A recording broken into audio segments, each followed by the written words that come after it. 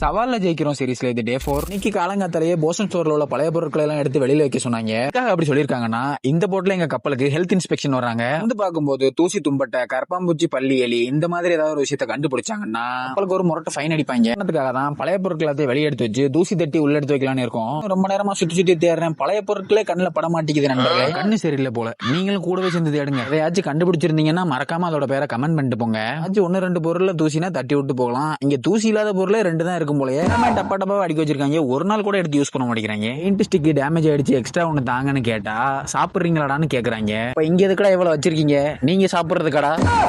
திட்டிட்டே வேற ஏதாவது கிடைக்குமான்னு தேடும் போதுதான் இந்த பொருள் கிடைச்சது. பாக்குறதுக்கு டேப் மாதிரி இருக்கும். பயங்கர சந்தோஷமாயிட்டேன். எடுத்து பார்த்ததுக்கு அப்புறம் கன்ஃபார்ம் பண்ணிக்கிட்டேன் அது டேப் இல்லைன்னு.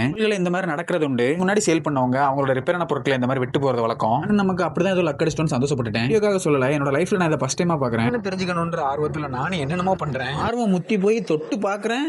ஏன்டா இதை தொட்டோன்னு யோசிக்க வச்சிருச்சு. நீங்களே பாருங்க என் கையோட நிலைமையை. இதுதான் தெரியாத விஷயத்துல மூக்கு நுழைக்க கூடாதுன்னு சொல்றது. என்ன இளவு இதுன்னு பாத்துட்டு இருக்கும் போதுதான் எங்க போசன் வந்து சொன்னாரு, இது ரேட் க்ளூன்னு, அதாவது எளிய பிடிக்கிற ஜெல்லாம். அப்ப விஷம் இருக்குமோ? அவ்வளவுதான், நம்மள முடிச்சு விட்டீங்க போங்க.